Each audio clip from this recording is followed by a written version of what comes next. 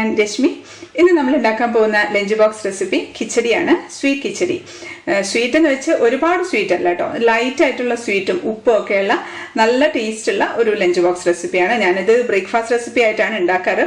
ഇത്രയ്ക്ക് എളുപ്പമുള്ള ഒരു ബ്രേക്ക്ഫാസ്റ്റ് റെസിപ്പി വേറെ ഉണ്ടാവില്ല എന്ന് തന്നെ പറയാം. അത്രയ്ക്ക് ഈസിയാണ്, ടേസ്റ്റിയാണ്.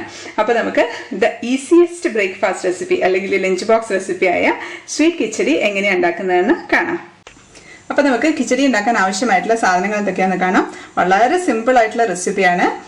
കൈമ റൈസ് ആണ്. 1/2 കപ്പ് കൈമ റൈസ്, 1/2 കപ്പ് ചെറുപയർ പരിപ്പ്. അത് സെയിം അളവ് തന്നെയാണ് രണ്ടും വേണ്ടത്. സാധാരണ നമ്മൾ പായസത്തിനൊക്കെ ചെറുപയർ പരിപ്പ് വറുത്തിട്ടാണ് എടുക്കുക. അത് നമ്മൾ ഈ ഒരു റെസിപ്പിക്ക് വറക്കാൻ പാടില്ല. വറുത്ത് കഴിഞ്ഞാൽ അതിൻ്റെ ടേസ്റ്റ് അങ്ങ് മാറും. അപ്പോൾ ഈ വറക്കാത്ത ചെറുപയർ പരിപ്പും നല്ല മണമുള്ള കൈമ റൈസും കൂടെ ചേരുന്ന സമയത്ത് നല്ലൊരു ഫ്ലേവറാണ് വരിക. ഇത് രണ്ടും കൂടെ നമുക്ക് ഒരുമിച്ചാക്കാം. ഇതൊന്ന് നന്നായിട്ട് വാഷ് ചെയ്യണം. ഇത് നന്നായിട്ട് വാഷ് ചെയ്തിട്ട് വരട്ടെ. ഇതിപ്പം അരിയും ചെറുപയർ പരിപ്പും കൂടെ ഞാൻ നന്നായിട്ട് വാഷ് ചെയ്തിട്ടുണ്ട്. ഇനി നമുക്ക് ഒരു കുക്കർ അടുപ്പത്ത് വെക്കാം. ഇതിലേക്ക് കഴുകി വെച്ചിരിക്കുന്ന അരിയും ചെറുപയർ പരിപ്പും കൂടെ ഇട്ട് കൊടുക്കാം. ഇനി നമുക്കതിലേക്ക് ഒരു 3 കപ്പ് വെള്ളം ഒഴിച്ച് കൊടുക്കാം. അതിൽ ഞാൻ 3 കപ്പ് വെള്ളം ഒഴിച്ചിട്ടുണ്ട്. ഇതിലേക്ക് ഉപ്പിട്ട് കൊടുക്കാം. ഒരു ടീസ്പൂണൊക്കെ ഞാൻ ഉപ്പിട്ടിട്ടുണ്ട്. ഇപ്പം ഇതൊന്ന് ഇളക്കി കൊടുക്കാം. നമുക്കിത് അടച്ചു വെച്ച് ഒറ്റ വിസിലിന് ഓഫാക്കി എടുക്കാം. ഇത് ചില ദിവസങ്ങളിൽ രാവിലെ എണീക്കുന്ന സമയത്ത് എനിക്ക് ഭയങ്കര മടി തോന്നും. അങ്ങനെ ഇരിക്കുന്ന ദിവസങ്ങളിൽ ഉണ്ടാക്കുന്ന ഒരു റെസിപ്പിയാണ് ഇത്. ഞാൻ രാവിലെ വന്ന് ഈ അരിയും ചെറുപയർ പരിപ്പും കൂടെ കഴുകി കുക്കറിലിട്ടേച്ച് ഞാൻ പോയിരിക്കും. അപ്പോൾ അങ്ങനെയുള്ള ദിവസങ്ങൾ വേണമെങ്കിൽ നിങ്ങൾക്ക് ഇത് ഉണ്ടാക്കി നോക്കാം. അല്ലാതെ തന്നെ ടേസ്റ്റാണ് കേട്ടോ ഇത് ഉണ്ടാക്കാനായിട്ട്. ഇത് ലഞ്ച് ബോക്സിൽ കൊടുത്തുവിടാനും നല്ലതാണ്, ബ്രേക്ക്ഫാസ്റ്റ് റെസിപ്പി ആയിട്ട് നല്ലതാണ്. ഇതിൽ കുറച്ച് മധുരം ഉണ്ടാവും, ഉപ്പും ഉണ്ടാവും. അപ്പോൾ ഇതിൻ്റെ പ്രഷർ പോയിട്ടുണ്ട്. ഈ കുക്കറിൽ അത്രയധികം പ്രഷറില്ല. ഇപ്പോൾ നിങ്ങളുടെ കുക്കറിന് നല്ല പ്രഷർ ഉണ്ടെന്നുണ്ടെങ്കിൽ ഇത് കുറച്ച് സമയം വെച്ചതിന് ശേഷം ചെറുതായിട്ട് ഒരു വെയിറ്റ് ഒന്ന് പൊക്കി കൊടുത്തൊന്ന് ആ പ്രഷർ ഒന്ന് പോക്കി കളയണം. അല്ലാന്നുണ്ടെങ്കിൽ ഒരുപാട് അങ്ങ് വെന്തടിഞ്ഞു പോകും. അങ്ങനെ വെന്തടിഞ്ഞു പോയാൽ ഒരു ടേസ്റ്റ് ഉണ്ടാവില്ല. ഇതിപ്പം വെന്തിട്ടുണ്ട്. എന്നിട്ട് അതിലേക്ക് നമുക്ക് കുറച്ച് വെള്ളം ഒഴിച്ചു കൊടുക്കാം. ഞാനിത് തിളപ്പിച്ചാറിയ വെള്ളമാണ് ഒഴിക്കുന്നത്, പച്ചവെള്ളം ഒഴിക്കരുത്. ഇത് നല്ല തിക്കായിരിക്കും ഇത് ഉണ്ടാവുക. അതുകൊണ്ട് കുറച്ചൊന്ന് ലൂസാക്കാൻ വേണ്ടി വെള്ളം ഒഴിച്ച് ഇനി അതിലേക്ക് നമുക്ക് ഒരു 1/4 കപ്പ് പഞ്ചസാര ഇട്ട് കൊടുക്കാം. പഞ്ചസാരയുടെ അളവൊക്കെ നിങ്ങൾക്ക് ഇഷ്ടത്തിനനുസരിച്ച് കൂട്ടിയും കുറച്ചൊക്കെ എടുക്കാം. ഇതിപ്പം വലിയ മധുരം ഉണ്ടാവില്ല, ചെറിയ ഒരു മധുരം ഉണ്ടാവുള്ളൂ. ഒന്നുകൂടെ ഒന്ന് ചൂടാക്കി കൊടുക്കാം.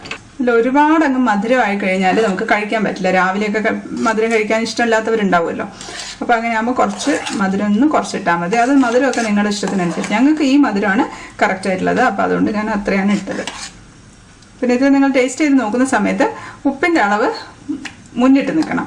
അപ്പോൾ നമ്മൾ സാധാരണ പായസമൊക്കെ ഉണ്ടാക്കുന്ന സമയത്ത് ഒരു നുള്ളുപ്പിടണം എന്നല്ലേ പറയാം. അങ്ങനെയല്ല, ഇതിൽ ഉപ്പിൻ്റെ അളവ് നന്നായിട്ട് മുന്നിട്ട് നിൽക്കണം. മധുരം നോക്കട്ടെ. മധുരമുണ്ട്, ഉപ്പ് ഉണ്ട്, പക്ഷെ എന്നാലും കുറച്ചുകൂടെ ഉപ്പ് വേണം. ഇപ്പം ഞാനൊരു 1/4 ടീസ്പൂൺ കൂടെ ഇട്ട് കൊടുക്കാം. കൊടുക്കാം. എത്ര ഈസിയാണ്, കഴിഞ്ഞു. ഇത്രയേ ഉള്ളൂ, ഇനി പണിയൊന്നുമില്ല. ഒന്ന് തിളക്കട്ടെ. ഇപ്പം നമ്മൾ ടേസ്റ്റ് ചെയ്ത് നോക്കുമ്പം അതിന് ഉപ്പും ഉണ്ട്, എന്നാൽ മധുരമുണ്ട്. ചെറിയൊരു നേരത്തെ മധുരം ഉണ്ട്, ഉപ്പ് മുന്നിലാണ് നിൽക്കുന്നത്. ആ ഒരു ഫ്ലേവറാണ് വേണ്ടത്. അപ്പോൾ ശരിക്കും നല്ല മണമുള്ള അരിയാണെങ്കിൽ നല്ല സ്മെല്ലായിരിക്കും ഉണ്ടാവുക. ഇപ്പം ഞാൻ ഓഫാക്കാൻ പോവാണ്. നന്നായിട്ട് തിളച്ചിട്ടുണ്ട്. നമുക്ക് ഇറക്കുന്നതിന് മുമ്പേ കുറച്ച് നെയ്യ് കൂടെ ഒഴിച്ചു കൊടുക്കാം. ഞാൻ സാധാരണ 1 ടീസ്പൂൺ നെയ്യാണ് ഒഴിക്കുന്നത്. നിങ്ങൾക്ക് ഇഷ്ടത്തിനനുസരിച്ച് ഒഴിക്കാം. നെയ്യിൻ്റെ ടേസ്റ്റ് നിങ്ങൾക്ക് കൂടുതൽ ഇഷ്ടമാണെന്നുണ്ടെങ്കിൽ, കുട്ടികൾക്കൊക്കെ ആണെങ്കിൽ പ്രത്യേകിച്ച് 2-3 ടീസ്പൂണൊക്കെ ഒഴിച്ചു കൊടുക്കാം. കാരണം നെയ്യിൻ്റെ ടേസ്റ്റ് ഈ ഒരു റെസിപ്പിക്ക് നല്ലതാണ്. പിന്നെ തീരെ ഒഴിക്കാതെ ഇരിക്കരുത്, അറ്റ്ലീസ്റ്റ് 1 ടീസ്പൂണെങ്കിലും ഒഴിക്കണം. ഇപ്പോൾ ഞാൻ 1 ടീസ്പൂൺ നെയ്യ് ഒഴിച്ചിട്ടുണ്ട്. ഇപ്പോൾ ഞാൻ ഓഫാക്കാണ്. അപ്പോൾ ഇതിൻ്റെ ഒരു കൺസിസ്റ്റൻസി ഇങ്ങനെ ഉണ്ടായിരുന്നാൽ മതി. ഇത് കുറച്ചുകൂടെ ഒന്ന് തണുക്കുമ്പം കുറച്ചും കൂടെ ഒന്ന് തിക്കാവും. അപ്പോൾ നമുക്കത് കോരി കഴിക്കാം. അല്ലാന്നുണ്ടെങ്കിൽ കുറച്ചുകൂടെ തിക്കായിട്ടാണുണ്ടെന്നുണ്ടെങ്കിൽ അപ്പം പോലെ അങ്ങ് ആയിപ്പോൾ നമുക്ക് കഴിക്കാൻ ഒരു ടേസ്റ്റ് ഉണ്ടാവില്ല, എല്ലാം കൂടെ ഉറപ്പായിപ്പോൾ. ഇതിപ്പോൾ ഇങ്ങനെയാണെന്നുണ്ടെങ്കിൽ കുറച്ചുകൂടെ തണുക്കുന്ന സമയത്ത് കറക്റ്റ് ആ കൺസിസ്റ്റൻസി വന്നോളും. അപ്പോൾ ഇത്രയേ ഉള്ളൂ നമ്മുടെ സ്വീറ്റ് കിച്ചടി. എളുപ്പത്തിൽ കഴിഞ്ഞില്ലേ. ഇതിൻ്റെ കൂടെ നമ്മൾ വേറെ ഒന്നും ചേർക്കേണ്ട. അണ്ടിപ്പരിപ്പ്, മുന്തിരിയോ അതൊക്കെ നിങ്ങളുടെ ഇഷ്ടത്തിനനുസരിച്ച് ചേർക്കാം. പക്ഷെ ഒന്നും ചേർക്കേണ്ട ആവശ്യമില്ല. ഞാൻ പക്ഷെ ഒന്ന് ഗാർണിഷ് ചെയ്യാനായിട്ട് കുറച്ച് പിസ്ത ഒന്ന് ക്രഷ് ചെയ്തിടുന്നുണ്ട്. നമുക്കിതൊന്ന് തണുത്തിട്ട് സെർവിങ് ഡിഷിലേക്ക് മാറ്റാം. ഇപ്പോൾ കുറച്ച് സമയമായിട്ടുണ്ട്, ഒന്ന് തണുത്തിട്ടുണ്ട്. സാധാരണ ഞങ്ങളിത് തണുക്കാനൊന്നും വെയിറ്റ് ചെയ്യാറില്ല കേട്ടോ. അത് അപ്പം തന്നെ എടുത്ത് നമ്മൾ കോരി പ്ലേറ്റിലേക്ക് ഇട്ട് ഫാനിൻ്റെ ചുവട്ടിൽ വെച്ച് ജസ്റ്റ് ഒന്ന് തണുക്കുമല്ലോ. അപ്പോഴത്തേക്ക് യം എന്ന് പറഞ്ഞ് കഴിക്കും. അത്രയേ ഉള്ളൂ. അപ്പോൾ നല്ല എളുപ്പത്തിൽ ഉണ്ടാക്കുക. ഇത്രയും എളുപ്പത്തിൽ ഒരു ബ്രേക്ക്ഫാസ്റ്റ് റെസിപ്പി ഉണ്ടാക്കാൻ പറ്റുമെന്ന് തോന്നുന്നില്ല, ലഞ്ച് ബോക്സ് റെസിപ്പി ആയാലും.